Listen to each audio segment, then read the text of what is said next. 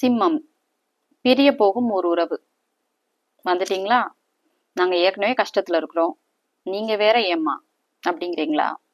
இப்ப பாத்தீங்கன்னா எனக்கு ரெண்டு மாதிரியான கமெண்ட்ஸ் வருது. எப்படின்னா, ஒண்ணு, என்ன இருக்குதோ அது தப்பா இருந்தா கூட பரவாயில்ல, நெகட்டிவா இருந்தாலும் பரவாயில்ல, ஆஸ் இட் இஸ் அப்படியே சொல்லுங்க அப்படின்னு சொல்றாங்க. இன்னொருத்தர் என்னன்னா, நல்லது நடக்குமான்னு எதிர்பார்த்துட்டே இருக்கிறாங்க. எங்கேயாவது நல்லது நடக்குமான்னு. 8ல சனி இருக்குதுங்க, அதை மறந்துடக்கூடாது. கோச்சார வேதையினால சிம்ம ராசிக்காரங்களுக்கு ஓரளவுக்கு பரவாயில்ல. 8ல இருக்கக்கூடிய சனி, அஷ்டம சனி போயிட்டு இருக்கு சிம்ம ராசிக்கு. கோச்சார வேதைன்னா வேற ஒண்ணும் இல்ல, அஷ்டம சனினா உங்களுடைய ராசிக்கு 8ல சனி இருக்கக்கூடியது. அந்த டைம் வந்து குடும்பஸ்தானத்தை பார்க்கும். ஓகேவா? கோச்சார வேதை அப்படிங்கிறது உங்களுடைய ராசிக்கு 8ல சனி இருக்கும்போது 7வது இடத்துல வேற ஏதாவது கிரகங்கள் இருந்தா அந்த சனியால செயல்பட முடியாம ஸ்தம்பிச்சு நிக்குமா. சோ அதுதான் அதுதான் கோச்சார வேதை அப்படின்னு சொல்றாங்க. உங்களுக்கும் அதான் போயிட்டு இருக்கு. பெரிய கஷ்டங்கள்லாம் சிம்மராசிக்கு கொடுக்கல. அஷ்டம சனின்னு முழுசாலாம் அதோடைய வேலையை செய்யல. ஆனாலும் 8ல குருவுல 8ல சனி இருக்குங்கிறத மறந்துடக்கூடாது. ஓகேவா? கடகம் ராசிக்காரங்களும் மிதுனம் ராசிக்காரங்களும் பட்ட கஷ்டத்தெல்லாம் நீங்க இப்ப படல. உங்களுக்கு ஒரு சின்ன அட்வான்டேஜ் இந்த கோச்சார வேதைங்கிறது. ஆனாலும் அஷ்டம சனி அதோடைய வேலையை 100% செய்ய வேண்டியதா ஒரு 50% செஞ்சுட்டு தான் இருக்கு. எல்லாரும் கஷ்டப்பட்டுட்டு தான் இருக்கிறீங்க. ஓகேவா? ஸோ எனக்கு எப்படி கமெண்ட் வருதுன்னா, ஆஸ் இட் இஸ் அப்படியே சொல்லுங்கங்கிறாங்க.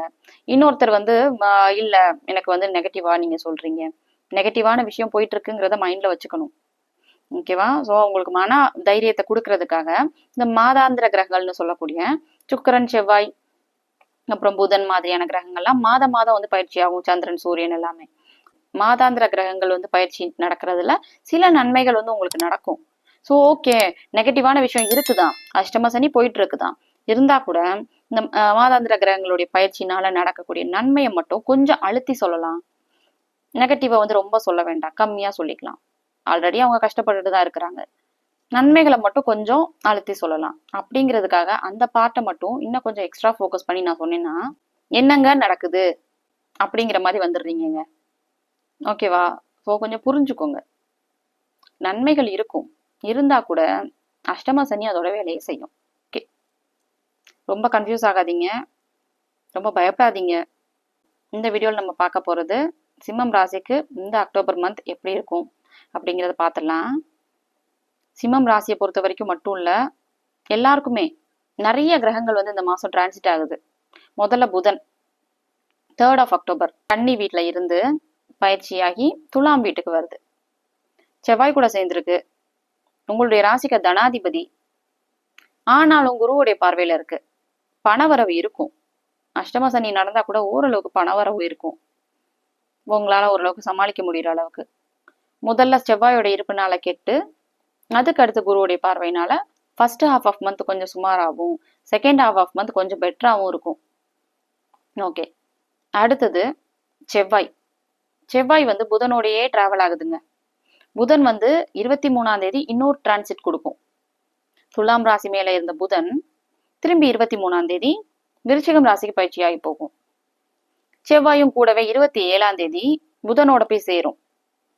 ஸோ புதனும் செவ்வாயும் இந்த அக்டோபர் மந்த் ஃபுல்லாவே சேர்ந்தே டிராவல் பண்ற மாதிரி இருக்கும். குருவுடைய பார்வையும் அதுக்கு கிடைச்சிட்டே இருக்கும். ஓகே, இப்போ பாத்தீங்கன்னா உங்களுடைய ராசிக்கு 3வது அதிபதியான சுக்கிரன் சிம்ம வீட்டுல கேதுவோட சேர்ந்து இருந்தது. என்னடா என்னதான் முயற்சி எடுத்தாலும் பழிக்க மாட்டேங்குது அப்படிங்கிற மாதிரி நினைச்சிட்டு இருப்பீங்க. அதுக்கேற்ற மாதிரி தான் அஷ்டம சனி நடக்குது. இந்த அக்டோபர் மந்த் பாத்தீங்கன்னா முயற்சியை குறிக்கக்கூடிய, தொழிலை குறிக்கக்கூடிய உங்களுடைய 10வது அதிபதியான சுக்கிரன் கன்னி வீட்டுல நீசம் அடையுது. நீசம் அடைஞ்சு அதுக்கடுத்து பக்கத்து கட்டத்துல இருக்கக்கூடிய துலாம்ல இருக்கக்கூடிய புதனோட சேர்ந்து நீசபங்க ராஜயோக அமைப்புல நல்ல ஒரு ஸ்ட்ராங்கா இருக்குங்க. முதல்ல ஒரு ஃபர்ஸ்ட் என்னங்க இவங்க சொன்னது நடக்கலன்னு நினைக்காதீங்க, கொஞ்சம் வெயிட் பண்ணுங்க. ஃபர்ஸ்ட் ஹாஃப் ஆஃப் அக்டோபர் வந்து கொஞ்சம் டல் அடிக்கும். செகண்ட் ஹாஃப் ஆஃப் மந்த் நல்லா இருக்கும். ஏன்னா முதல்ல நீசமாகி அதுக்கடுத்து நீச பங்கத்தை அடைகிறதுனால. கல்வியில நீங்க எடுக்கக்கூடிய முயற்சி எதுவாக இருந்தாலும் நீங்க இனிஷியேட் பண்ணலாம். கல்வி விஷயங்கள் உங்களுக்கு நல்லா இருக்கும். நீங்க எந்த ஒரு முயற்சி எடுத்தாலும் தொழில் சம்பந்தமான விஷயங்களை, இவ்வளவு நாள் தொழில் வந்து டல் அடிச்சா கூட இந்த அக்டோபர் மந்த் சில நன்மைகள் உங்களுக்கு நடக்கும். அடுத்தது சகோதர உறவு பாத்தீங்கன்னா ஓவராலா நல்லா இருக்கு. ஏன்னா 11வது இடத்துல இந்த மாசம் 19ஆம் தேதி தான் குரு பயிற்சி ஆகுது. அது வரைக்கும் 11வது இடம் மூத்த சகோதர ஸ்தானத்துல குரு இருக்கிறதும், மூத்த சகோதர ஸ்தானாதிபதியான புதன் நல்ல ஸ்ட்ராங்கா குருவுடைய பார்வையில் இருக்கிறதும், திரும்பவும் 3வது அதிபதி இளைய சகோதர ஸ்தானாதிபதியான சுக்கிரனும் நல்ல ஒரு ஸ்ட்ராங்கா ஒரு நீசபங்க ராஜயோக அமைப்புல இருக்கு. ஸோ சகோதரரால கண்டிப்பா உங்களுக்கு நன்மைகள் இருக்கும் இந்த அக்டோபர் மாசம். அதுக்கடுத்து கெடுபலன்கள் அப்படின்னு பாத்தீங்கன்னா, அஷ்டம சனி போயிட்டு இருக்கு. அஸ் யூஷுவல் அது இருக்கும், அது ஒண்ணுமே பண்ண முடியாது. இருந்தா கூட சூரியனும் இந்த மாசம் உங்களுக்கு நீசமாகும். உங்களுடைய ராசிநாதன் சூரியன். சூரியன் நீசமாகிறது நல்ல ஒரு விஷயம் கிடையாது. முக்கியமா சந்திராஷ்டமம் நாட்கள்ல மனசு வந்து ஒரு நிலையில இருக்காது. ஸோ அதையும் கொஞ்சம் பார்த்துக்கோங்க. அந்த டைம் மட்டும் கொஞ்சம் முக்கியமான முடிவுகள் எடுக்காம கொஞ்சம் அமைதியா போறது நல்லது. அதுக்கு அடுத்து தகப்பன் வழி விஷயம், உங்க அப்பாவுக்கும் உங்களுக்கும் தேவையில்லாத வாய் தகராறு வரும். அப்பா விஷயங்கள்ல கொஞ்சம் கவனமா இருந்துக்கோங்க. அப்பாவுடைய உடல்நிலை கெடுறது, இந்த மாதிரி விஷயம்லாம் நடக்கும். அடுத்தது பாத்தீங்கன்னா, சூரியன் வந்து உங்களுக்கு ராசிநாதனும் கூட இல்ல. ஸோ கொஞ்சம் டல்லா இருக்கும் இந்த அக்டோபர் மாசம். 7வது இடத்துல ராகு இருக்குங்க. உங்களுடைய ராசிக்கு 7வது இடத்துல கும்ப வீட்டுல ராகு இருக்கு. உங்களுக்கு பார்ட்னர், மனைவி, காதலி, காதலன் மாதிரியான விஷயங்கள்ல குறிக்கக்கூடிய ஸ்தானத்துல 7வது இடத்துல ராகு இருக்குது. ஒரு நல்ல அமைப்பு கிடையாது. அந்த உறவு அவ்வளவு நல்லா இருக்காது. உறவு சுமூகமா இருக்காது. நான் அதுதான் தம்ப்நெயில்ல சொன்ன அந்த விஷயம். பிரிய போகும் ஒரு உறவுன்னு. நீங்க கம்ப்ளீட்டா அதை பிரிவு அப்படிங்கிற மாதிரி எடுத்துக்காதீங்க. இது சுப பிரிவா கூட இருக்கும். நீங்க வந்து ஒர்க் பர்பஸ்க்காக வேற லொகேஷன் போறது மாதிரியா கூட நடக்கலாம். ஓகேவா? டெம்பரரியா ஒரு செப்பரேஷன் வரும். அஷ்டம சனில as usual நடக்கும். இப்ப இந்த மாசம் பாத்தீங்கன்னா அவ்வளவு நல்லா இல்லை. ஏன்னா உங்களுடைய ராசிநாதனான சூரியனும் பலவீனமாகிறதும், 7ல ராகு இருக்கிறதும், 8ல சனி இருக்கிறதும், உங்களுடைய மனைவி, காதலன், காதலி, காதல் சம்பந்தப்பட்ட விஷயத்துக்கு நல்ல ஒரு இது கிடையாது. உங்க மனைவி விஷயத்துல ரொம்ப கவனமா இருந்துக்கோங்க. உங்க பார்ட்னர் விஷயத்துல ரொம்ப கேர்ஃபுல்லா இருந்துக்கோங்க. கணவன் மனைவி 2 பேருக்குமே அது பொருந்தும். ஓகேவா? தேவையில்லாத வாய் தகராறுகள் வரும். பேச்சை குறைச்சிக்கிறது கூட நல்லது. பேசாம அவாய்ட் பண்றதும் நல்லது. இல்லைன்னா நீங்களே அது ஒரு சுபப்பிரிவு மாதிரி கூட ஆக்கிக்கோங்க. ஸோ அதுவும் உங்களுக்கு ஒரு பெஸ்டாவே இருக்கும்.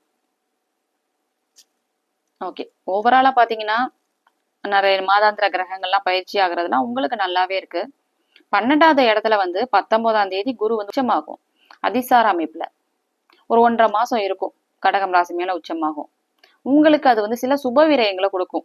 சுப காரியங்களுக்காக நீங்க டிராவல் பண்றது, சுப அலைச்சல், சுப செலவுகள் நடக்கும். ஸோ அதுதான். மற்றபடி உங்களுக்கு பெரிய அளவுல கெடுபலன்கள் அப்படின்னு எதுவுமே இல்லை. அஷ்டம சனி அப்படிங்கிறது போயிட்டு தான் இருக்கு. ஸோ அதை நீங்க மனதைரியத்தோட கடந்து வரணும் அப்படிங்கிறதான் என்னோட பாயிண்ட். இன்னொரு விஷயம் என்னன்னா, நானும் சரி எங்க குடும்பத்தை சேர்ந்தவங்களும் சரி இந்த 12 ராசிக்குள்ள ஒரு ராசியா தானே இருப்போம். ஸோ இன்டென்ஷனா நான் எதுவும் சொல்லலை. ஆசிட்டஸ் அப்படியே சொல்றேன். அகெயின் நான் ஓரளவுக்கு நல்லது நடக்குதுன்னா அதை கொஞ்சம் இன்னும் அழுத்தி சொல்றேன். ஓகே, ஓவராலா பாத்தீங்கன்னா இந்த அக்டோபர் மாசம் நன்மையும் தீமையும் கலந்த ஒரு நல்ல மாசமாவே அமைஞ்சிருக்கு. சொந்த ஜாதகத்தையும் கொஞ்சம் செக் பண்ணிக்கோங்க. சொந்த ஜாதகத்துல தசாபுத்தி நல்லா இருந்தா உங்களால இதை கடந்து வர முடியும். உங்களோட பிறந்த ஜாதகத்துல சந்திரன் நல்லா ஸ்ட்ராங்கா இருந்தா மனதைரியத்தோட உங்களால அதை கடக்க முடியும். இது 2 தான் விதிவிலக்கு. உங்களோட சொந்த ஜாதகத்துக்கு அஸ்ட்ராலஜி பெய்ட் கன்சல்டேஷன் வேணும்னா ஸ்கிரீன்ல தெரியுற இந்த வாட்ஸ்அப் நம்பருக்கு நீங்க ரீச் அவுட் பண்ணலாம். நான் சொன்ன இந்த விஷயங்கள்லாம் சிம்மம் ராசிக்கு ரெசனேட் ஆச்சுன்னா என்ன கமெண்ட்ல சொல்லுங்க. மற்ற ராசிக்கான ராசி பலன் வீடியோ லிங்க் ஃபர்ஸ்ட் கமெண்ட்ல பின்டா இருக்கு. You can check them out.